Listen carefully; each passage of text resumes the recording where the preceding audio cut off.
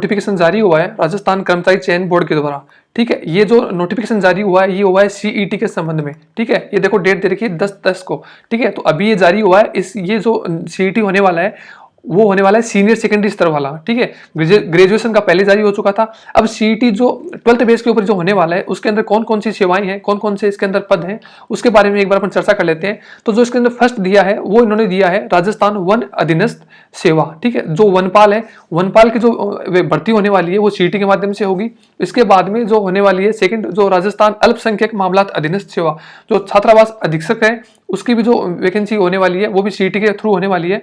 फिर इसके बाद में दिया राजस्थान सचिवालय लिपिक वर्गीय सेवा, ये भी कहां से, सीईटी के थ्रू होने वाली है। ठीक है, तो लगभग आप देखो ग्रेड सेकंड की जो वैकेंसी है ना, लिपिक ग्रेड सेकंड, जमाता ग्रेड सेकंड और कनिष्ठ सहायक, ये सब सीईटी के थ्रू होने वाली है। और सबसे बड़ी चीज जो राजस्थान कांस्टेबल का जो एग्जाम होने वाला है, राजस्थान पुलिस का जो डिपार्टमेंट है वो भी सीईटी के अधीन दे दिया गया है। ठीक है, तो राजस्थान पुलिस की जो अधीनस्थ सेवाएं हैं, कांस्टेबल है, जो अब आगामी जो कांस्टेबल की वैकेंसी आने वाली है वो भी सीईटी के थ्रू होने वाली है। तो ये सारे पद दिए हुए हैं, इनके लिए क्या क्या एलिजिबिलिटी है, क्या क्या योग्यता है वो अपन आगे देखेंगे।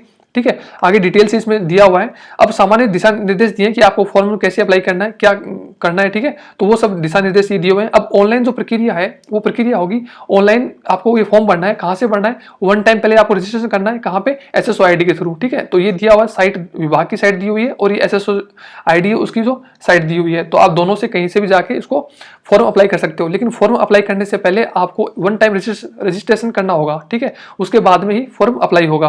मोस्ट इंपॉर्टेंट और ये अपन देख लेते हैं कि अगर आप फॉर्म भरते हो, फॉर्म भरने के बाद में आपको एप्लीकेशन आईडी मिलेगी। अगर आपके फॉर्म जो प्रिंट कराते हो उसमें एप्लीकेशन आईडी नहीं है तो इसका मतलब ये है कि आपने जो फॉर्म भरा है वो सही से फिल नहीं हुआ है। ठीक है, तो वो फॉर्म आपका एक्सेप्ट नहीं होगा।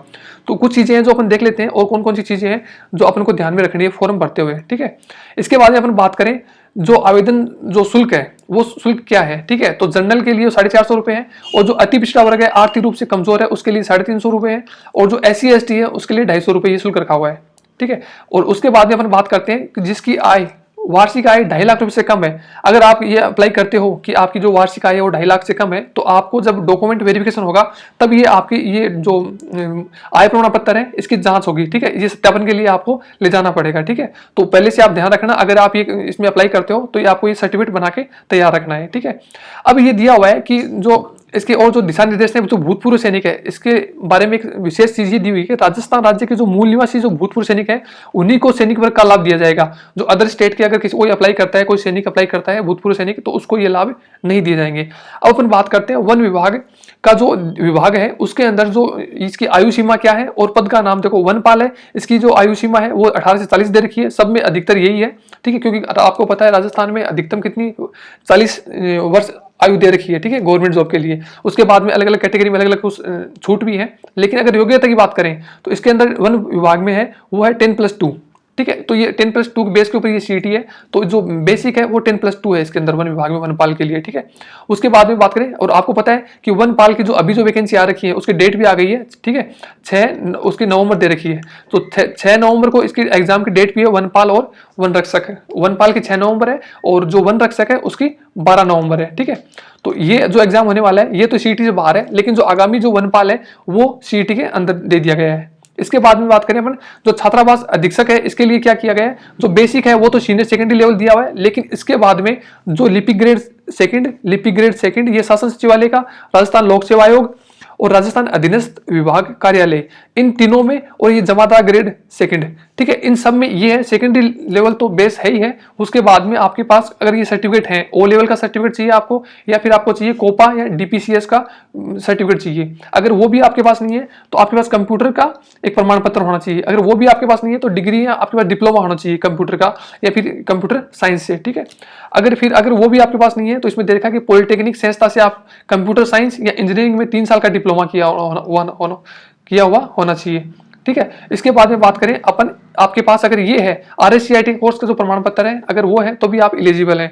अगर बात करें आबकारी विभाग की, तो आबकारी विभाग के अंदर जो सीनियर सेकेंडरी है वो तो बेसिक दिया हुआ है, और उसके बाद में पुलिस मुख्यालय कांस्टेबल, जो कांस्टेबल की हर साल वैकेंसी होती है उसके अंदर जो मांगते हैं 12th और ये 12वीं कक्षा का समकक्ष परीक्षा उत्तीर्ण मांगते हैं। ठीक है, तो इसके अंदर कोई सर्टिफिकेट या कोर्स की आपकी जरूरत नहीं है, अभी सिर्फ इसके अंदर ये दिया हुआ है कि आपके पास 12वीं का सर्टिफिकेट होना चाहिए। ठीक है, अब अपन बात करें आयु सीमा की, तो आयु को मैंने बता दिया आपको कि 40 ईयर्स दे रखा है। ठीक है, 40 साल उसमें दे रखा है एज का, और आयु में जो अलग अलग कैटेगरी में छूट है वो छूट इस प्रकार से दे रखी है, जैसे 5 वर्ष की छूट दे रखी है किसको, अनुसूचित जाति को, जनजाति को और अन्य पिछड़ा वर्ग को और अति पिछड़ा वर्ग को, ठीक है। और आर्थिक रूप से कमजोर वर्ग है उनको 5 वर्ष की छूट दे रखी है। महिला अभ्यर्थी को 5 वर्ष की छूट है।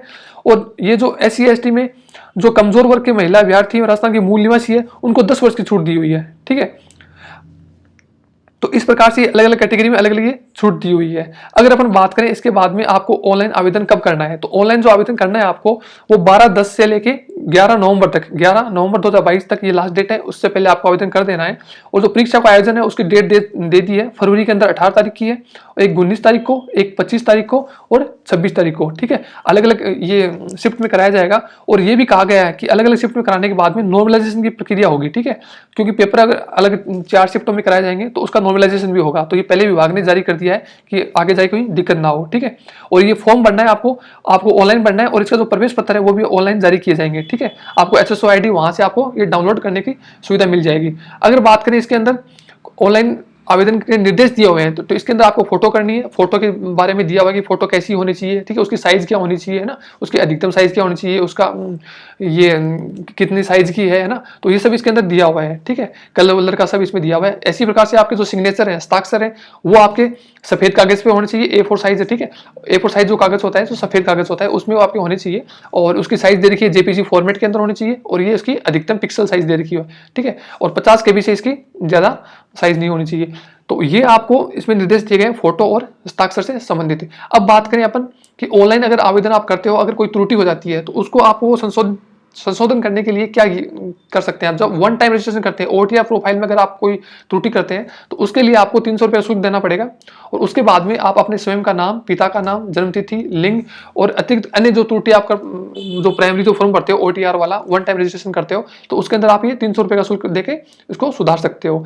उसके बाद में अगर बात करें आप परीक्षा की जो स्कीम है, जो मेन इंपॉर्टेंट है वो यही है, ठीक है। जो परीक्षा है उस परीक्षा में आपके वही जो ग्रेजुएशन लेवल का वही रखा गया है, 150 क्वेश्चन की संख्या रखी हुई है और कुल अंक 300 है, ठीक है। और ये 3 घंटे का ये पेपर होने वाला है। तो वो CET जो है ग्रेजुएशन लेवल और ये 12th बेस वाला दोनों सेम ही रखा गया है पैटर्न, बस इसके अंदर सिलेबस के अंदर चेंज किया गया है। जो CET जो ग्रेजुएशन लेवल का है उसमें सिलेबस है, उसके अंदर सबसे ज्यादा वेटेज है वो है भारत का वेटेज है, ठीक है। उसके अंदर भारत का जो इतिहास है, भारत का इतिहास, और बात करें अपन उसके भारत की ज्योग्राफी, पॉलिटी, तो ये उसके अंदर ज्यादा एडवांस दिया हुआ है। लेकिन जो 12th बेस का जो CET है ना उसके अंदर सिर्फ और सिर्फ राजस्थान ओरिएंटेड दिया हुआ है। राजस्थान का इतिहास दिया हुआ है, कला, संस्कृति और परंपरा, विरासत है, ठीक है। राजस्थान को इसमें ज्यादा फोकस किया गया है।